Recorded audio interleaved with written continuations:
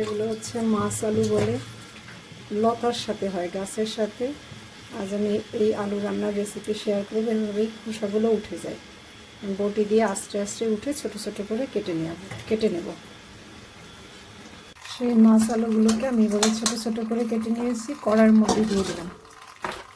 আমি অনেক মশলা কষিয়ে রান্না করি না কোনো তরকারি, তবে এর মধ্যে আমি মশলা দিব আগে, তেলের মধ্যে নয়।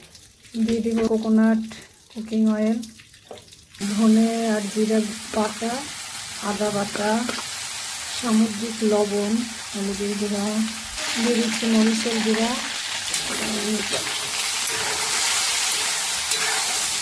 অল্প একটু পানি দিয়ে দিই। এবার আমি একটু কষিয়ে নেব। আমার রান্না আসলে অন্যদের থেকে একটু আলাদা।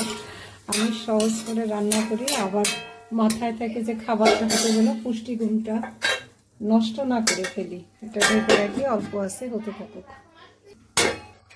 এটা আর একটু কষিয়ে নিই, তারপরে পানি দিয়ে দেবো।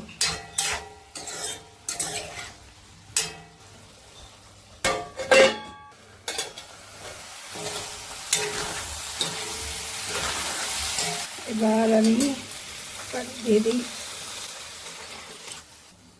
এই আলুটা খেতে আসলে আমার কাছে তো খুবই ভালো লাগে। অনেকে মাছ দিয়ে রান্না করে খায়, আমরা যদিও নিরামিষই রান্না করব।